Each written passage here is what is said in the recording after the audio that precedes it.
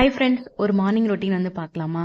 School day routine அப்படின்னாலே எப்பயுமே வந்து பொறுமையாலாம் ஸ்டார்ட்டே ஆகாது. பரபரப்பாகவே தான் இருக்குது. கிச்சனுக்கு வந்ததுமே லஞ்ச் வந்து செய்ய ஸ்டார்ட் பண்ணிடுவேன். இன்னைக்கு வந்து பார்த்தீங்கன்னா பாப்பா வந்து நூடுல்ஸ் கேட்டிருந்தா. சரி கொஞ்சம் ஹெல்த்தியாக செய்யலாமேன்னு கோதுமை மாவில் தான் வந்து நூடுல்ஸ் செஞ்சுருந்தேன். ஸோ அது கூட வந்து கேரட் வந்து அரைச்சி ஊற்றி மாவை நல்லா பிசைஞ்சிட்டு ஒரு 30 நிமிஷத்துக்கு வந்து நல்லா ஊற வச்சுட்டு அதுக்கப்புறம் எப்பயும் போல் வந்து இடியப்ப அச்சில் வந்து நூடுல்ஸ் வந்து நல்லா பிழிஞ்சிட்டு அதை தண்ணியில் வேக வச்சு எப்பயும் போல் வந்து தாளிச்சிட்டேன் சிம்பிளாக. நூடுல்ஸ் வந்து லஞ்சுக்கு வந்து பேக் பண்ணிவிட்டு ஸ்நாக்ஸுக்கு வந்து பார்த்தீங்கன்னா நாவல் பழமும் எள்ளுருண்டையும் இருந்தது. ஸோ அதுதான் ஸ்நாக்ஸுக்கு போட்டு கொடுத்தேன். லஞ்ச் பேக் பண்ணிவிட்டு ஸ்கூலுக்கு கிளம்புனதுக்கப்புறம் மிஷினில் துணி அப்படியே போட்டு விட்டுட்டு காலையிலேயே ஒரு டைரக்ட் ஆர்டர் வந்து பேக்கிங் இருந்தது.